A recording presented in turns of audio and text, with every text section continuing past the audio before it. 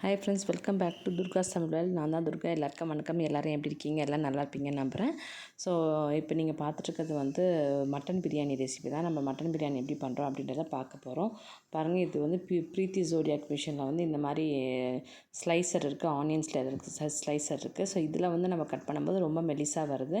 So இதில் வந்து ஒரு 400 கிராம்ஸ் ஆனியன் வந்து கட் பண்ணி எடுத்துக்கோங்க. அப்புறம் ஒரு 400 கிராம்ஸ் டொமேட்டோ, அதாவது 4 டொமேட்டோ 4 ஆனியன் அப்படி வரும்.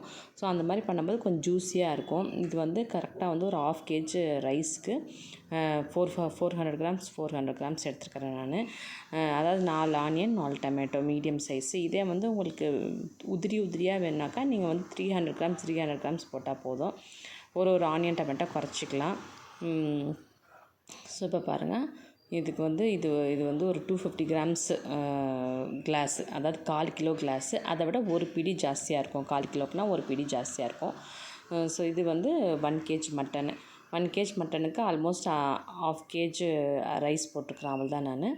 ஸோ இது வந்து கேஷ்யூ, இது வந்து ஆல்ரெடி உரிக்காத கேஷ்யூ. இது தோலோடு இருக்கிற கேஷ்யூ. அதை ஜஸ்ட் நான் க்ளீன் பண்ணி வச்சுக்கிறேன். இது இப்போ வந்து நம்ம தாளிக்கும் போது என்னென்ன போடலாம் அப்படின்னு பார்க்கலாம். ஜஸ்ட் வந்து ஆயிலில் வந்து என்னென்ன பண்ண போகிறோன்னாக்கா, இந்த மசாலா போடுவோம்ல, அதோடு சேர்த்து நம்ம போடும்போது இந்த கேஷ்யூம் போட்டால் கொஞ்சம் வாசனையாக இருக்கும். ஸோ இதெல்லாம் வந்து ரெடி பண்ணிகிட்ருக்கேன். இங்கே பாருங்கள், இது வந்து ஜஸ்ட்டு நல்லா புதினா கொத்தமல்லி வந்து நல்லா ஒரு கை வந்து ஃபுல் ஒரு கை போடலாம். ஸோ நம்ம வந்து அப்போ தான் வந்து அந்த பிரியாணி வந்து கொஞ்சம் மசாலாவோடு இருக்கும். நம்ம கொஞ்சம் கொஞ்சமாக எல்லாம் போட்டோம்னாக்கா ரொம்ப உதிரியாக ரைஸ் மட்டும் இருக்கிற மாதிரி இருக்கும். எங்கள் வீட்டில் காரம் நிறைய சாப்பிட்றதால நான் சில்லிஸ் வந்து ஒரு 10 சில்லிஸ் வரைக்கும் போட்டிருக்கேன். 10லேருந்து 15 கிட்ட போட்டிருக்கிறேன். ஸோ அதுக்கப்புறம் 2 ஸ்பூன் மிளகாத்தூளும் போட்டிருக்கேன். ஸோ அப்போ தான் காரசாரமாக இருந்தால் தான் எங்கள் வீட்டில் எல்லாேருக்கும் பிடிக்கும். ஸோ வந்து இந்த இது நமக்கு வந்து எத்தனை பேர் சாப்பிட்லனாக்கா, நாங்கள் இந்த மாதிரி போட்டோன்னாக்கா இத்தனை ரைஸ் போடும்போது மத்தியானம் 4 பேர் சாப்பிடுவோம். திருப்பி சாயங்காலம் நைட்டுக்கு வந்து ஒரு 3 பேர் சாப்பிட்ற மாதிரி பேலன்ஸ் இருக்கும். அப்போனா பாருங்கள், 4 3 7 பேர் வந்து சாப்பிட்லாம் தாராளமாக. 1/2 kg ரைஸும் 1 kg மட்டனும் போட்டால் 7 பேர் சாப்பிட்லாம். இது வந்து 1/2 kg மட்டன் பாஸ்மதி ரைஸு. அதனால் ஸோ இதெல்லாம் என்னோடய ரெஃபரன்ஸ் கூட நான் வந்து இந்த மாதிரி நான் போட்டு நம்ம சேனலில் போட்டு வச்சுக்கிறது. ஏன்னா நானே சம்டைம்ஸ் வந்து மறந்துடுவேன். இது வந்து பச்சடிக்கு ரெடி பண்ணிகிட்ருக்கேன். ஸோ மீதி ஆனியனை கொஞ்சம் பச்சடிக்கு இப்போயே ஊற வச்சுட்டா, உப்பு போடாமல் ஊற வச்சுட்டா அந்த ஃப்ளேவர்லாம் அந்த கர்டில் வந்து இறங்கியிருக்கும். ஒன்றும் இல்லை, 2 டொமேட்டோ, கொஞ்சோண்டு பச்சை மிளகா, வேணுங்கிறவங்க பச்சை மிளகா போடுங்க, இல்லைனா போட்டுக்க வேண்டாம். ஸோ நெக்ஸ்ட் பாருங்கள், நம்ம ஒரு பேனில் வந்து ஒரு குக்கரில் வந்து இது வந்து ஒரு 100 ml எண்ணெய் இருக்கும். 150 ml கூட இருக்கிறதுக்கு சான்சஸ் இருக்குது. ஸோ எல்லாம் நான் மெஷர்மெண்ட்லாம் ஒன்றும் பண்ணுறது கிடையாது. நான் ஜஸ்ட்டு வந்து குத்து மதிப்பாக நான் பார்க்கும்போது எனக்கு தெரிஞ்சிடும். ஸோ குக்கிங் வந்து நமக்கு நல்லா ஈஸியாக வருன்றதால ஸோ நான் கையிலேயே எவ்வளோ அளவு எடுத்தால் இந்த இதுக்கு போதும் அப்படின்றது தெரியும். பாருங்கள், இது கடைசி வரைக்கும் ஒட்டாமல் வரும். இந்த மெத்தடில் நீங்கள் பண்ணிங்கன்னா பிரியாணி குக்கர்லேயே வந்து அடி பிடிக்காது. இப்போ இதில் வந்து பட்டை, 2 லவங்கம், பிரிஞ்சி இலை, அந்த முந்திரி பருப்பு, மல்லி மொக்கு, அப்புறமா வந்து இன்னொன்று வரும்ல, இந்த கருப்பாக இருக்கும்ல கல்பாசி, அதுவும் போட்டிங்கன்னா கொஞ்சம் வாசனையாக இருக்கும். இதெல்லாம் நான் இப்போ போட்டிருக்கேன். என்னென்னாக்கா, கல்பாசி, பட்டை, இலை, அப்புறமா வந்து லவங்கம், எல்லாமே 2 நிறையவும் போடக்கூடாது. மீதி வந்து ஒரு 4 5 முந்திரி பருப்பு, நிறைய முந்திரி பருப்பு இருந்துச்சுனாலும் நிறைய போட்டுங்க, ஒன்றும் பிரச்சனை கிடையாது. ஸோ ஆனியன் பாருங்கள், நான் ஆல்மோஸ்ட் அந்த 400 கிராம்ஸ் ஆனியன் கட் வச்சுருந்தேன். பாருங்கள் எவ்வளோ மெலிசாக கிளாஸ் மாதிரி இருக்குது. இந்த மாதிரி இருக்கும்போது தான் வந்து அந்த பிரியாணியில் வந்து அந்த டேஸ்ட் வந்து கீழே இறங்கும். நம்ம குண்டாக கட் பண்ணால் வந்து நல்லாவே இறங்க மாட்டேங்குது. இதையும் நல்லா வதக்கணும். நான் வந்து டக்குன்னு வீடியோஸ் காமிச்சிருக்கேன். இது வந்து 1 மணி நேரம் 1.5 மணி நேரம் பண்ண பிரியாணியை வந்து நம்ம 7 நிமிஷத்தில் காமிச்சிருக்கோம்.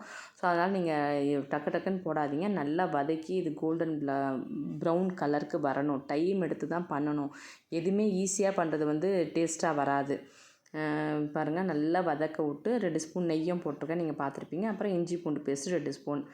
நான் ஆல்ரெடி ஒரு ஸ்பூன் வந்து மேரினேட் பண்ணுறதுக்கு மட்டனில் வேறு போட்டு வச்சுருக்கேன்.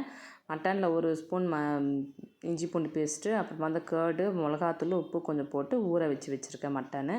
அதே மாதிரி 1 கிளாஸ் தண்ணிக்கு, அரிசிக்கு ஒரு 2 கிளாஸ் தண்ணி வந்து ஊற வச்சுருக்கேன்.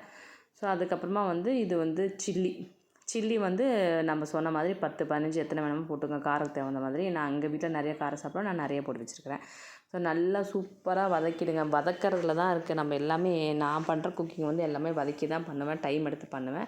ஸோ நான் வதக்கிறதெல்லாம் ஃபுல்லாக காமிச்சா ரொம்ப டைம் எடுக்கும். ஸோ அது ஆன பிறகு நம்ம டொமேட்டோ ஓவர் ஜாஸ்தியாகவும் போட்டுறாதீங்க.